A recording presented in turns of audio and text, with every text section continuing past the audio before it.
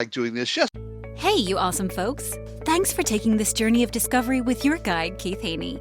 You're listening to the Becoming Bridge Builders podcast, your favorite podcast for everything from racial reconciliation to education innovation, justice reform, and leading change in the 21st century. This podcast is for people who love to be challenged with difficult topics, but want practical solutions to solve these challenging issues. Becoming Bridge Builders makes change possible. Each week on the podcast, Keith invites innovative thought leaders to share how they are building bridges in their area of expertise. You will hear breakthrough ideas and concepts that are changing the world. He's featuring guests who are best-selling authors, leaders at Microsoft, entrepreneurs, leading educators, professors, lawyers, and so many more. Listen in to learn how you can be the bridge to the change you are seeking. Today is Richard Villasana, founder of Forever Homes of Foster Kids, is a leading international authority on immigration issues and foster families.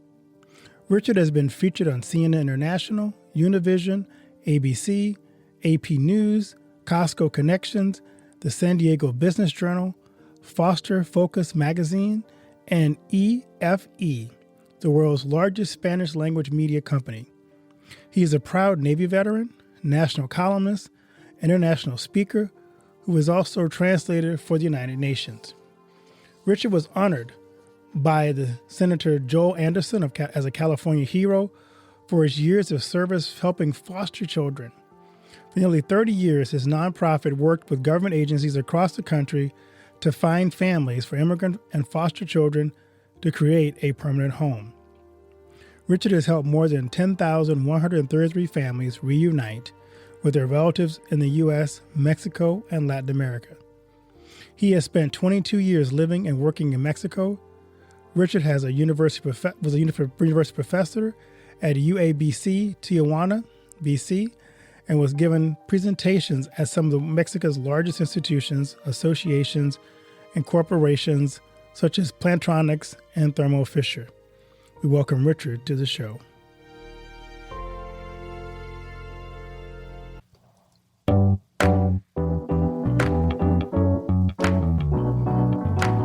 Powered by Riverside.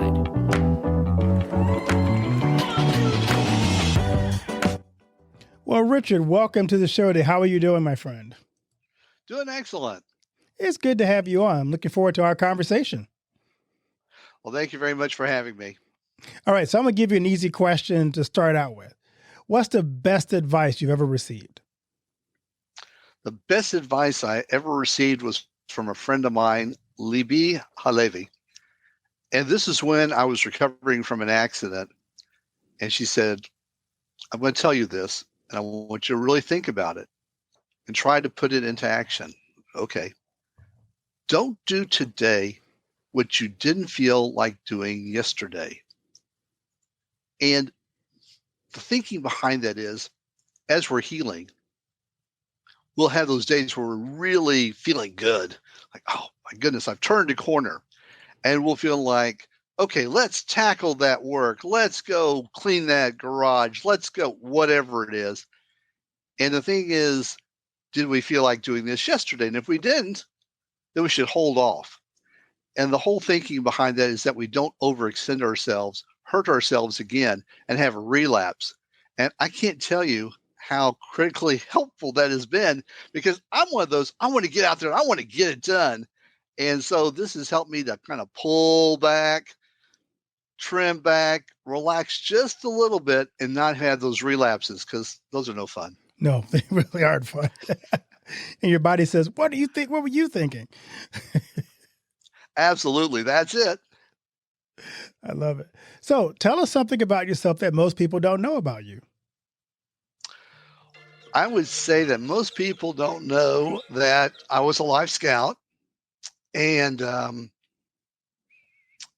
I really enjoyed being in the Boy Scouts. I thought it was a great organization. We were in Texas, so we were around a lot of parks. So we were able to go and do that whole nature, using the compass, trying to figure out where you are, start a fire with sticks. it really was transitioning at the end of my time in the Boy Scouts to something a little more modern. But it was still very interesting because, from time to time, you'll hear from experts, wow, if our cell phones stopped working, what would we do? And there's a lot of truth to that. A lot of people wouldn't have an idea of what to do, how to get out of a situation. So, not that I'm ready to go and do one of those shows like Alone, but at least I have some inkling of what to do if I was stuck in a forest or I was stuck somewhere in the outdoors. And so I did enjoy that. And most people have no idea that I was a Life Scout. Oh, wow. That's so cool. Thank you. So I'm always curious because there are people in our lives who have shaped who we are and have shaped our journey. So who were some of the mentors that impacted you growing up? Growing up, I would say probably one or two priests. I'm Catholic, and my family is very Catholic. When I say very Catholic, I mean we went to church every Sunday. You went to midnight mass. We didn't miss any of those opportunities to be in church. And so it's not like today we call people practicing Christians, Catholics, where this comes along and that may be our one really religious thought. And I know it's not like that for a lot of people, but there are those people that is their lifestyle. And so back then, my mother was very involved with the church. And so there were a couple of priests. They're almost like friends. And so I spent time around them and with them. I was an altar boy. So again, I spent time in the church with the church. And so those were some of the people that helped mold my sense of responsibility, who I am, and taking a lot of the lessons from the church and incorporating that into my life as a youth. Oh, I love that. So I'm curious to know your journey, your story, your personal story, and then we'll get into the story of how you got into where you are now, but just kind of give us your journey. So my journey started in Houston, Texas. I'm the oldest of 9. We moved to a small town called Sugar Land. And at that point, I really got involved in business. I started working for the Pizza Hut. A little secret most people don't know, I started at 14 years old, and I was allowed to work at 14 years old. And I was supposed to be like a busboy. And that didn't work. I was short at that point. I didn't grow until about 2 years later, 15 and a half. So I was very small at that time. And they didn't hire me. And they opened up the restaurant. And that Thursday night, opening week, I get a phone call at 8 o'clock. They said, "Hey, kid, I'm the manager at Pizza Hut. You still want a job?" "Of course." "Well, get down here. I need you." So I run downstairs, get my mother to drive me over to the Pizza Hut. I work for my 2 hours. And then he takes me into the back office. He said, "Okay, look, here's the deal. I'll give you $1.10 an hour. You're going to have a pizza or sandwich every shift. And you have all the soda you want." I said, "Hold it. You're going to let me have all the soda I want, and I get a pizza, and you're going to pay me? Oh, my God." I thought that was it. I'm thinking, wow, how could this job get any better? Oh, my. I think I put them in a deficit, though, because I drink a lot of pepper. That's right. Yeah. I'm not sure who got the better end of the deal. But that started my career in restaurants, and I spent many years in restaurants and got to the point where I was one of the top restaurant consultants in Houston, which you think about it, it's one of the top cities in the United States, which means I was one of the top consultants in the country in the restaurant industry before I left. And I moved from that. I did some other activities. I just didn't want to stay in restaurants. And that led me to getting into the military, got to go overseas. And this is where I started kind of incorporating my love of languages. I spoke French, Italian, and I came back to the U.S. and was in San Diego. And that's where I went to SDSU. And at SDSU, that's where I came across international marketing and business.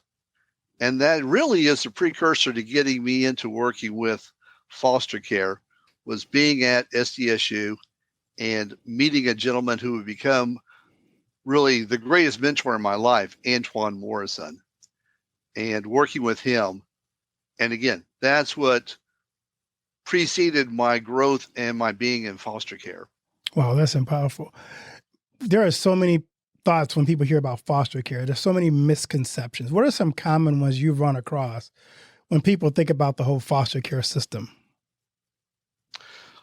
I think one of the most immediate things that people think about is about the children, that people think these children are they're less intelligent, they're not as disciplined, they're troublemakers, they somehow cause these problems, that something's wrong with them. And what I will say is this: that thought is not necessarily wrong. There are kids in foster care who have really serious psychological problems that have been caused by their parents abusing them, that have been caused by moving twice a year to a new home with new rules, new religious restrictions, or beliefs. Can you imagine going someplace and for most of your life you've gone to church and someone says, "We don't do that. That's wrong. We don't believe in that. We're not going to make you do that. You don't have to go," and start fighting against your belief system, and you're 10 years old. How do you defend against that? You don't. And then you get shipped off to someone else 6 months later, and they've got a whole different way of looking at life. And I'll give you a quick story. I was over at a sleepover with a friend of mine. I was maybe 7 years old, and we had French toast for breakfast. And on the table was syrup and powdered sugar. Now, at my house, we have the syrup and the powdered sugar. And my friend's mom said, "Look, you can have the syrup or the powdered sugar." And I'm looking at them right there in front of me within arm's reach. And I'm thinking, okay, I see the syrup. I see the powdered sugar. Why can't I have both? We don't do that here. And I spent 10 minutes not debating with her. I wasn't my intention, but trying to figure out and get her concept into my little brain as to why can't I, at 7 years old, have the syrup that's on the table and have the powdered sugar that's on the table? Why can't I have access to both of those? And after a while, she finally gave in and said, "Okay, well, since you're a guest, this is your first time, we'll let you go ahead and have both of them." But it was such a big deal. Yeah. And it was such a clash. And that's talking about French toast here. We're not talking about religion, eating habits, or anything really severe. We're just talking about having breakfast. Right. Yeah. I can imagine how you said challenging is go from one set of beliefs to another set of beliefs. And you're a child, so you really don't have the wherewithal to know how to intelligently sometimes debate this or even process what you're all going through. Absolutely. That's a huge problem right there. And another problem that we have when we think about foster care is something recently. We had changes in the law, Roe versus Wade. And one of the thinkings of one side was that, well, we have foster care.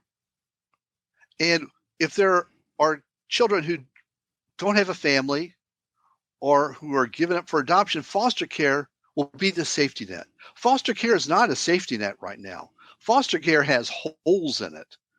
Foster care is not a sponge. And I actually write about this in my book, that foster care is not that sponge that can just take in a limitless number of children and care for them properly, because we are not caring for foster kids right now properly. So to think that we're going to add more children on purpose, knowingly, is a bad argument.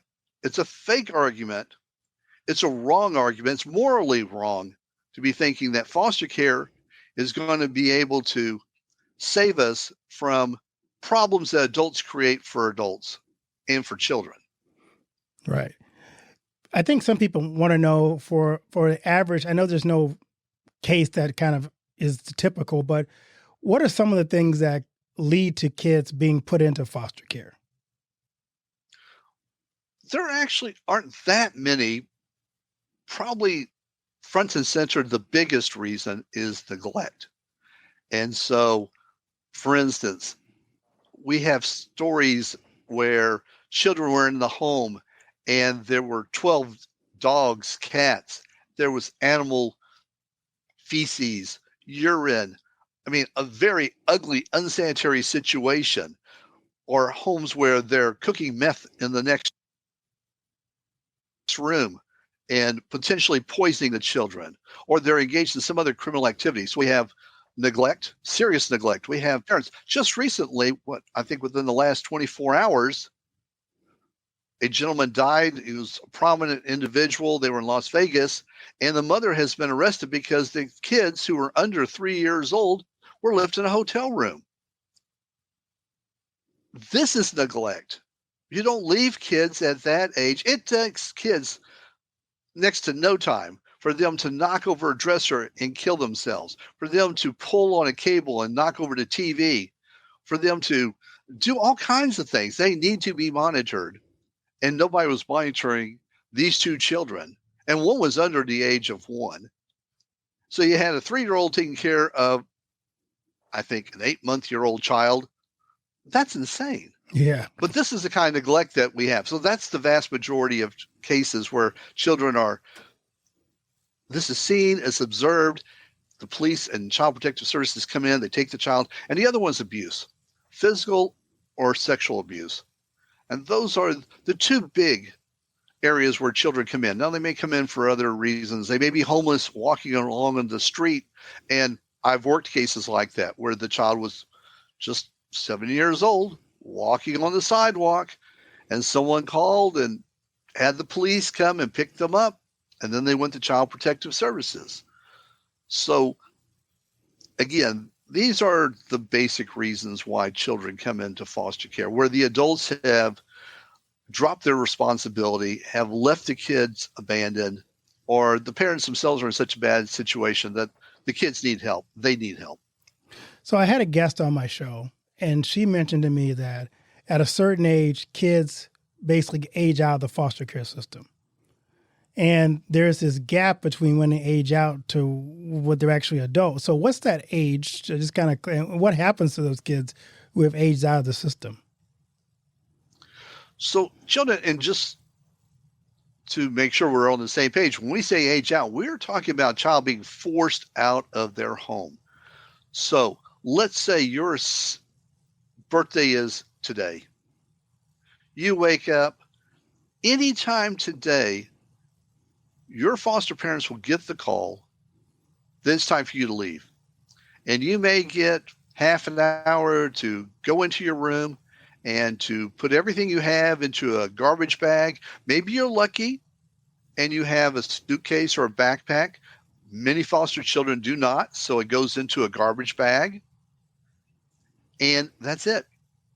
No birthday cake. You're not going to have your dinner. You're picked up and you're dropped off somewhere, and you may get money from the foster care system. You may end up not having a penny, and they just drop you off. They may drop you off at a shelter. They may drop you off at some place that they have to serve as a way station for your next move, transition into adulthood, and you're 18 years old. And you may not have finished high school, because up to 30% of kids who are in foster care don't finish high school. So it means you've got your school books with you. You may or may not have access to a laptop. And you've got to cart those things around, make sure they stay safe. Because now that you're on the street, anyone could take your laptop, take your belongings, leave you with nothing, take your school books. And yet you still have to finish your high school. I think most people agree that having at least a high school diploma is very important in life for most people, to function properly. And so these are the things that happen when kids get out. Now, we have something called transitional programs. They realize that that's not a good plan to have these kids forced out of the home. So they can stay in, if there's a program, transitional housing, they give them that place to stay. They help them finish their high school education. that's not everywhere. And number two, the child has to know about this. That doesn't always happen. And number three, they have to be funded. There are places right now that had transitional programs and the funding's drying up. And the kids are losing their home. So there is the 18 years. In many places, they can stay in the system as long as they promise to stay in the system till 21, maybe a little longer. But there again, this is not guaranteed. These are not solid. We've got you. You have no problem. Don't worry about it for the next 3 years. You're going to have food and a place to live, and we're going to help you. It's all over the place as far as the quality and the extent of help that these kids get. So it's a mess. Wow. You've touched on some of the gaps in foster care. So tell us, what are we getting wrong with foster care? The biggest thing we're getting wrong is the budget. We're treating foster care like we do with anything else when it comes to government spending. And that is, it goes up, it goes down. The first thing that gets cut when a state budget is having issues is welfare. And what is in welfare? Foster care. So we start cutting back on the number of caseworkers we can have. But you know what? There's only so many cases a caseworker can handle. Now, if this was teaching, we wouldn't be having a debate about this because pretty much everyone acknowledges that 28, 30, 31 kids, that's pretty much the max load, right? But we don't have that when it comes to caseworkers. Some of these caseworkers are handling 40, 60, 80 cases. And they have to go visit, they're supposed to go visit, every month to ensure that that child is safe. Just the driving time, just the math there alone lets you know that's not going to happen. They're going to be able to get in the car, go through traffic, depending upon where they live, depending upon where these children are. And it's not like these children are put in a particular 5-mile radius close to home. Some of these children get spread out across the county. And the caseworker has to go in and visit these kids. Then they have to write the report. And we all know if we've written a decent email, it takes more than 5 minutes to sit down and put that together. Well, the same thing happens here with these caseworkers. Now they have to do the paperwork. And many caseworkers have complained that it's an either or. Either I see the child or I do the paperwork, but I can't do both. I don't have enough time. So number one is the budgets. We need to have enough budgets so that we can have enough people to take care of the children. Once we have that, then we got to get training. Many of these people coming in, they're coming in from colleges, and they're not getting more training on the job. And one of the comments, and again, this is something I cover in my book, is from a judge in Texas where they uncovered that some of the caseworkers coming in to work in Child Protective Services in Texas are getting no more than an hour's video training. Can you imagine getting an hour's video training and now you're going to work with children plural, who are traumatized, who have emotional challenges because they have been starved, they've been beaten, they've been moved around, they've lost all their friends, they're not with their family, and you have an hour's training. That is a crime against the caseworkers and the children, right, who are struggling to do their best in a system that doesn't give its best. And then number three is we have to have accountability, because all these things happen because no one's looking over the shoulder of supervisors and saying, this is not a good process. This can be streamlined. You're not doing the training. We need more budget. So it's a crisis created by politicians who are not putting enough budget out there. It's a crisis by management for not ensuring that people are trained and that they have enough staff. And there's no accountability that would help in cases where they are so extreme that children are being seriously hurt or killed. So as I'm hearing you tell me about the caseworkers and they're filling out paperwork, my question is, who actually reads the reports? Because if you have such a system with so many kids in it, if something is happening, who catches it if something's happening to a kid? That's a great question. And it really depends upon each county and how they process the work. And that's the problem. We have 58 counties just in California. That means essentially we have 58 people, administrators, deciding how they're going to run their office, their little universe. And it has nothing to do with San Diego County versus Imperial County versus San Bernardino County. They could all be completely different because we don't have a national level. We don't have national rules and regulations and standards. It's all decided at the county level for the most part. And so who knows who's looking these over?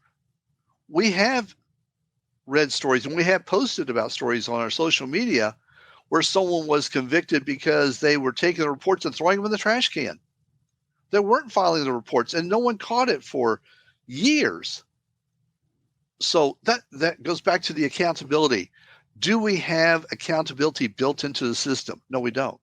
Why not? We don't have enough staff. Why not? We don't have a big enough budget. Get the budgets in there so we can have enough people. And we understand this when it comes to business.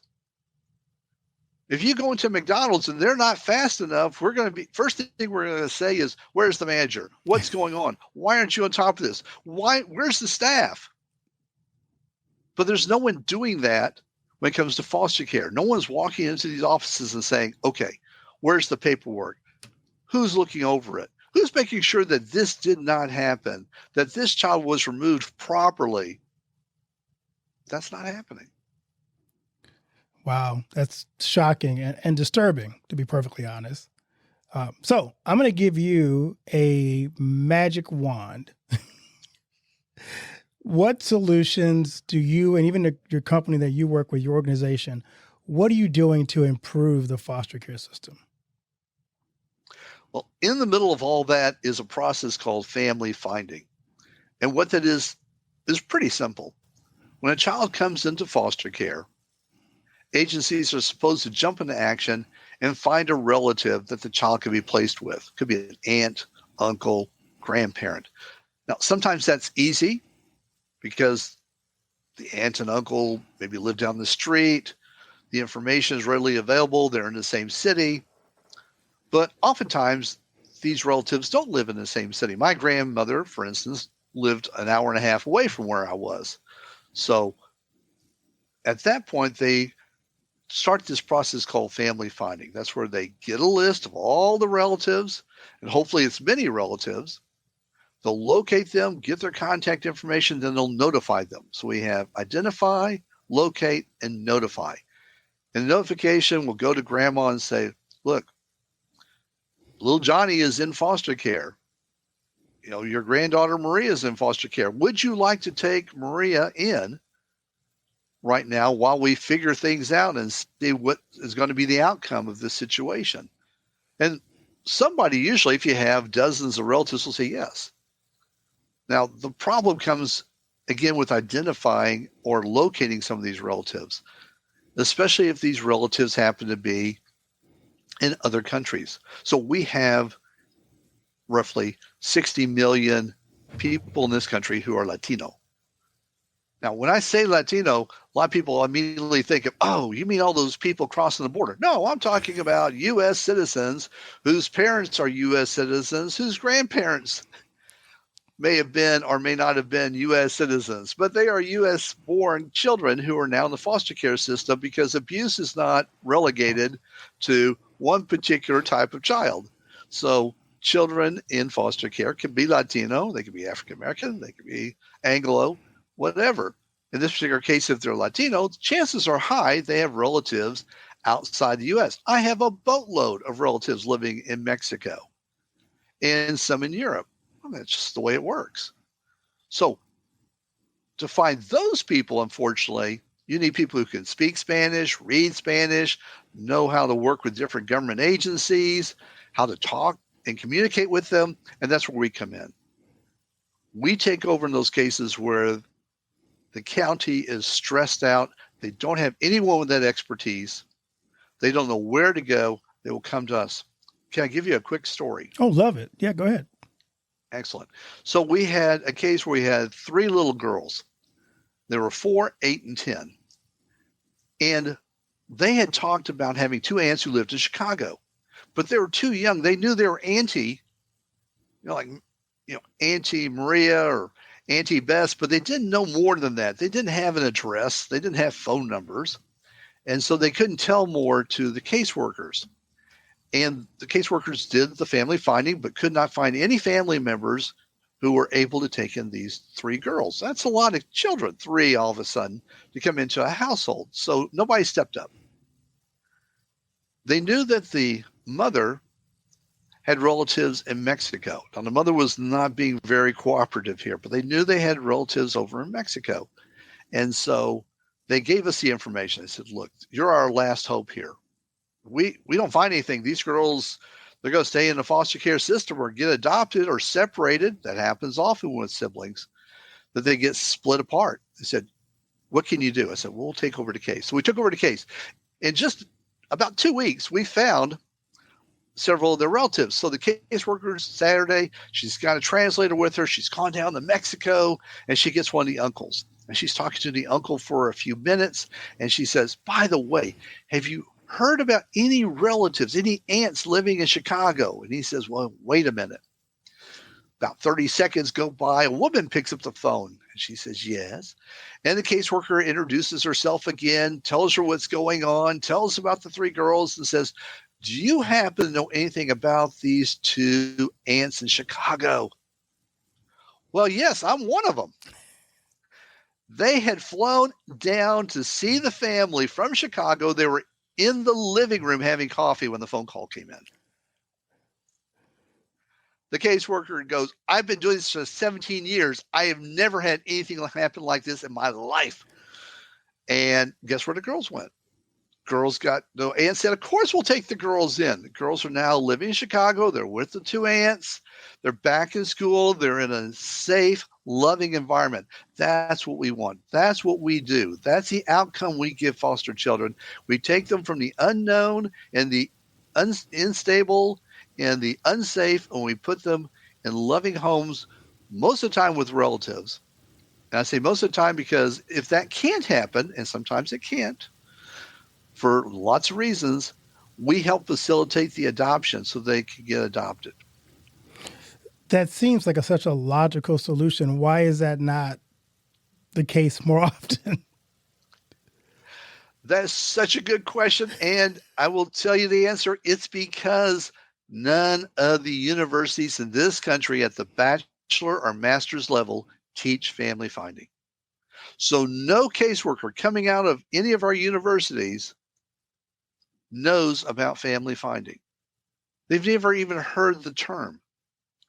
So they go to work in counties who also may or may not have a family finding curriculum, process in place, office, or they may, and again, where's that accountability? Where's that training? Well, that's up in the air.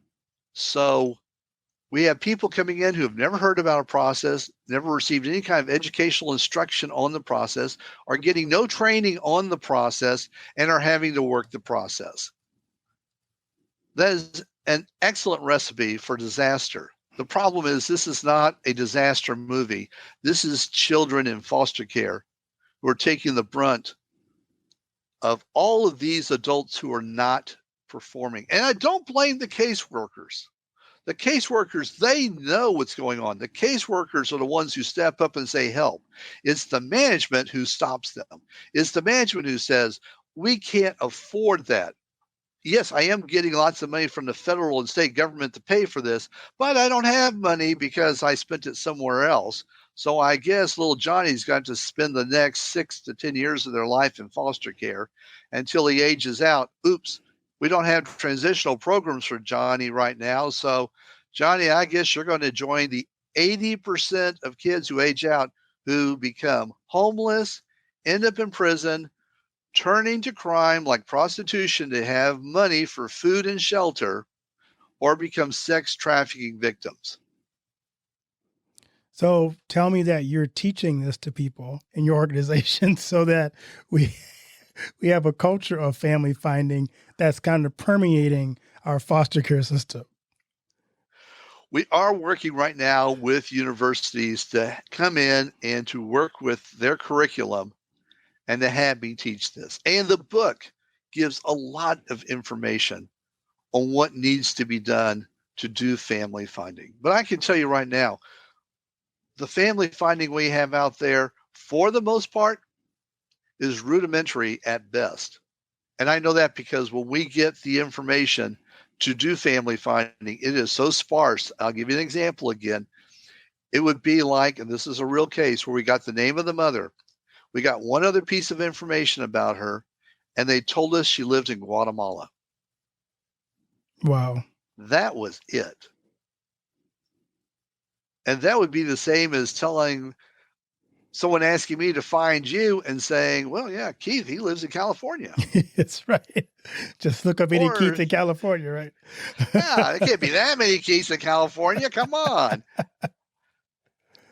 This is the level we're working at. It is so bad. But again, it's solvable, because one of the things I always want to leave people with is hope. It is solvable. Look, it takes a little bit more money. It takes a little bit more effort, takes more training and accountability. Are those things that can be done? Sure. Are those things that today's children deserve to have done on their behalf? Absolutely. If children are supposed to be our future, then number one, we need to acknowledge that we're not treating that future very well. And number two, we can make that future better. And it doesn't have to cost millions and millions of dollars. This is not an expensive activity to do this. Compared to the cost of having a child in foster care month after month, family finding is one of the most economic, if not the most economical process in the tool belt for foster care that we have. Wow. But you can't do what you don't know about. You can't improve what you're not working on. And that's where we are today, is that we have an industry, and it is an industry, that has not kept up with the times and that is not working on this particular process and working on behalf of the children to ensure that they are placed with loving relatives or with caring, loving adoptive parents. So for the audience who's listening and they want to be a force multiplier to make a difference in their communities, what can they do to make sure that family finding is something that their local foster care agency is involved in or learning about? One of the things they can do is to support organizations that are in that realm. So we work across the country, but look, not everyone's going to be able to reach us. Not everyone's going to try to reach us. One of the ways is education. That's number one. Once people know about something, they get interested in it. And then they get interested, they get motivated. So the first thing I would say is buy the book. The book is called Do No Harm. And half of the book focuses on the foster care system. And I have a chapter specifically talking about what government can do and what people can do. And part of what people can do is to donate to organizations who are doing this. Because, look, they can spend all the time they want running around. And that's a wonderful thing. That's great if they have the time. Most people don't. But what they can do is they can use some of their money to help support organizations who know where to go in. Do we know how to get the job done? Absolutely. Would giving and donating help us? Absolutely. More donations means more cases we take on. By the way, we take on these cases pro bono. That means free. So because we're not charging the government, that's a whole other reason behind that, we work from donations. And book sales, a portion of that also go to help fund the work that we do with these foster kids. So education is number one. That's got to happen. And they can do that with our Facebook page. We post about situations, instances. We talk about adoption. I can't tell you how many people every week message us through Facebook and say, how do I get started to be a foster parent? How do I adopt a child? And we've got a pretty robust database where we can respond to people. And depending upon what they tell us, we can pinpoint them down to a particular phone number. So all I have to do is just type it in, dial, And there they are. They're talking to someone who can tell them more about how to be a foster parent, because we need more foster parents. That's another way that they can help. Because right now we don't have enough foster parents. That's a crisis all into itself. So supporting any organization, whether it's mine or someone else's organization, who's doing good and is producing results that are getting kids moved out of foster care into permanent homes. That's the key, because it's great to have a blanket. It's great to have a toy. And I admire those organizations, and I work with those organizations who do that. But you know what? I think a child would be much happier being with a family member who will buy them the toy, rather than having the toy and moving from home to home and having that, not having that sense of belonging, not having that sense of being loved. That's what a child needs, and that's what we can give a child. Love it. So this has been a great conversation, Rich. I want to ask you this before we kind of wrap things up. I like to ask all my guests this question. What do you want your legacy to be? My legacy is going to be our family finding. Our legacy is that we have opened the door. We have opened the eyes of people, because doing this work internationally, many people don't believe. And so by our work, we're showing them, you can give us the smallest amount of information. We can still crack it. It may take time. It may take cost, but we can get a child back with family if we put enough effort into it. And I do like saying this as part of my legacy. There's a great line that Michael J. Fox says in a movie. He's talking and someone's giving him kind of pushback. And he says, listen, nothing is impossible. Impossible just takes a few more phone calls. And that's how we look at what we do. It's not impossible. It's just going to take us a little bit longer, a little bit more effort. We'll make it happen. But as our legacy is that this can happen for every child. We can find someone, if they're out there. If there's a living relative, we can find them. It's just going to take a little bit more effort, but they can believe that it can happen. That's our legacy. I love that. So where can people buy your book, and where can they connect with you on social media? They can buy the book, Do No Harm, on Amazon. And again, some of the proceeds will go to supporting the nonprofit. They can find us on Facebook. Just type in Forever Homes for FOR, Foster Kids. And the same with the website, Forever Homes for FOR, fosterkids.org. And email us, send us a message on Facebook. Often I am the one responding on Facebook. So if you're trying to reach me, either through Facebook, LinkedIn, let me know, and I'll get back with you and see how we can help you help these children have a better life. Well, Rich, thank you for what you do. And what you do is so valuable. And we now, at least we know there's a way to do this, and a proper way to kind of connect those kids with their family relatives who would care about them. So thank you for what you do. Oh, you're very welcome.